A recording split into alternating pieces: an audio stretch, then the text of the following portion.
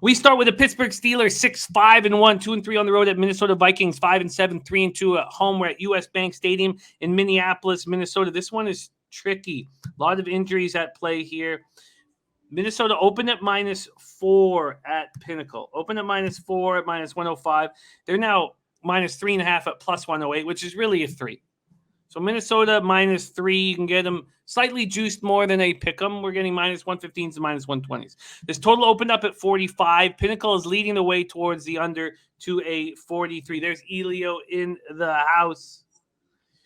All right, then we move over to 4,072 tickets are in at this point. 57% of the tickets are on the Steelers and 82% of the cash, and the market's moving towards the Steelers. That all is clear. That all makes sense. Then we have 46% of tickets on the over and 83% of cash on the over, which is a little confusing as it drops. Todd Reeves in the house. Creekman. I now follow Creekman on Twitter. Todd Reeves, welcome and thank you for joining us. Alex Ramirez says taking the Vikings. I wonder, is this a buy low opportunity for this football team? It's great that we have Clint in the house, who is a big Vikings fan. Terry Walker is also saying Vikings. Steelers come in off snapping their 2-game losing streak in the 2019 home win over the Ravens. They had allowed 82 points in their past 2 games, road losses at the Chargers and Bengals, and they cleaned up their defense. Or are the Ravens a beatable team at this point in the season with the injuries that have accrued? Big Ben, 21-31 for 236 yards, 2 touchdowns, no interceptions. Both touchdowns came in the fourth quarter after the Ravens had lost Marlon Humphrey. And Harbaugh said they didn't have any healthy corners left. Najee Harris ran 21 times for 71 yards, also caught 5 passes for 36 yards. They ran for 85 yards. That's what they do every game. That's just 1.9 yards less than their season average. Deontay Johnson caught 8 passes for 105 yards, 2 touchdowns. TJ Watt returned from the COVID list with vengeance, with great vengeance. 6 tackles, 3.5 sacks, and 6 quarterback hits himself.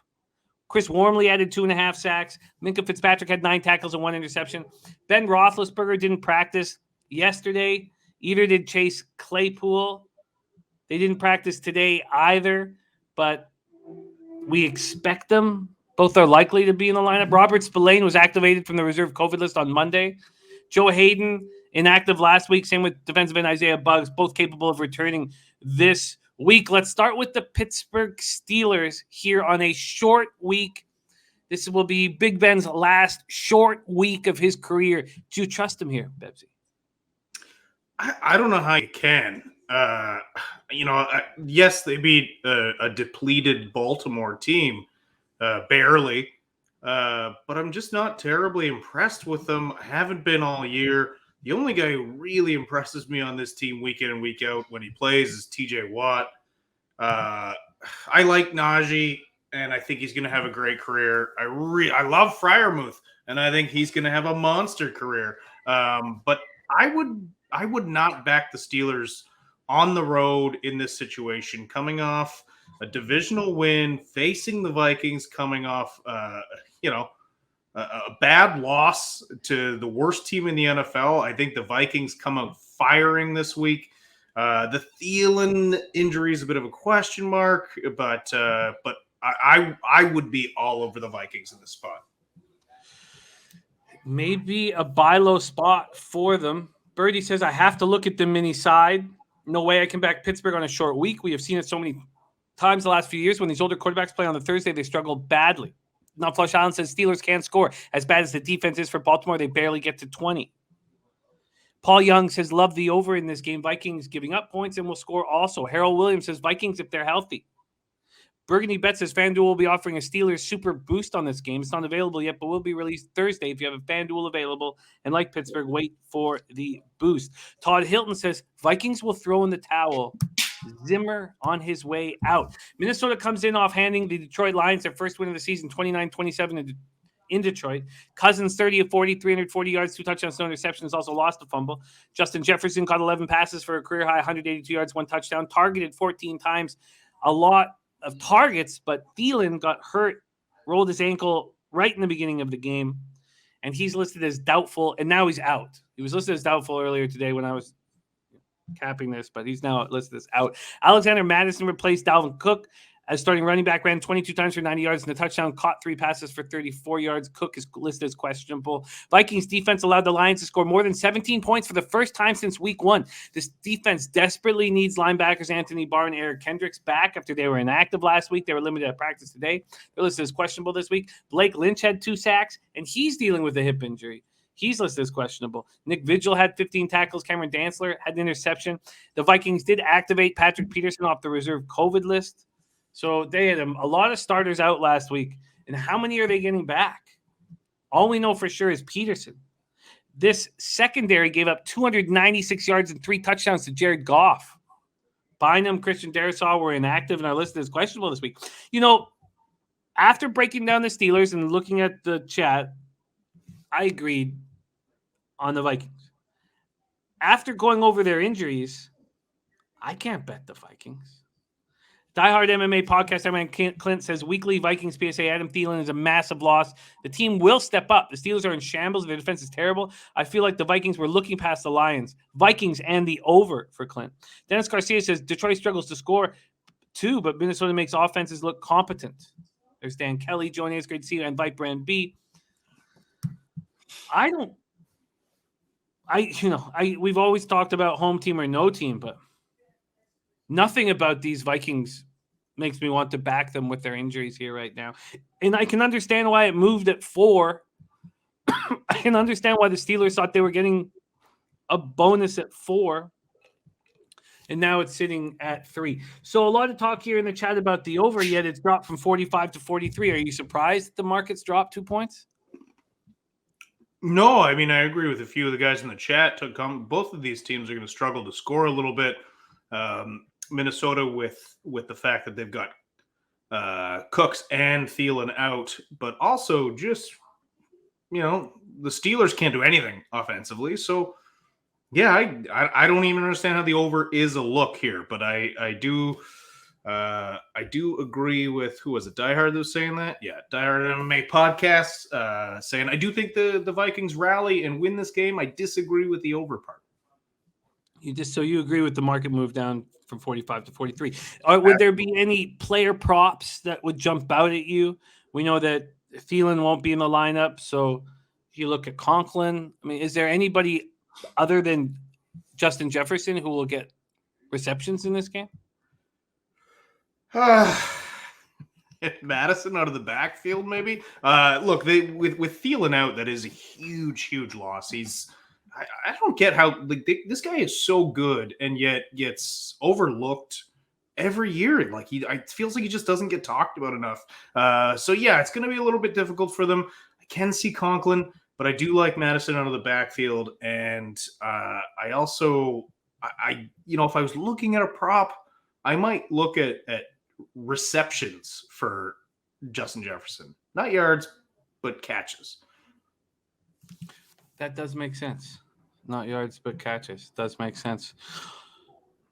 Okay. Well, let's roll on. I guess before we completely roll on, at this point, when I was beginning the breakdown and throughout the day, I thought that this was likely a buy low opportunity for the Vikings. But after talking about their injuries, knowing that it's a short week, not expecting anybody back with Patrick Peterson, I think that I think that this is probably a Steelers or no bet situation. I just don't, unless they can get somebody else back. I'm still home team or no on this. Yeah, and I understand that look too. But do you think the Vikings are giving up and want Zimmer out? Do you think the players have checked out? I don't think so, because I don't think they hate him. And we've talked about this. We talked about this last year around this time. Players don't give up. Organizations give up, but players don't. I mean, if you're battling an injury and it's late in the season, you're out of the playoffs, you probably don't play as a career decision. But if you're in the game, you want to win. There's not a lot of guys. You don't get to the NFL if you have quit in you. You just don't. There are maybe 1% of the players in the league are talented enough to not have that much drive and still be great. So I don't agree that they've given up. There's a difference between being deflated and giving up. And quite frankly, the Minnesota Vikings are still potentially going to go to the playoffs. So if you have the playoff potential, you haven't given up yet. We'll talk about it giving up when we get to Detroit. Do you think that the over 19.5 for the Pittsburgh Steelers would be a look here against this weak Vikings defense? No, I don't. I wouldn't take any overs in this game because, look, Big Ben, he started the year bad and he's gotten worse. Can he throw a ball 30 yards without putting everything he's got into it now? I don't know if he can. That arm is just cooked. I was surprised. His ego brought him back this year, and I pretty much guarantee you 6 games into the season, he said to himself, this was a mistake. Interesting. Do I think it's possible that they do? Yeah, of course. It's not that many points. Would I want to bet it? No. Especially not on a Thursday night on the road. Dutch Boy fresh in the house. Great to see you. Dutchy says, big win for black and yellow. Vikes off a loss. Short week. Late with the home team. Nice spot. Yes, Dutch. See, at this point of the year, I switch.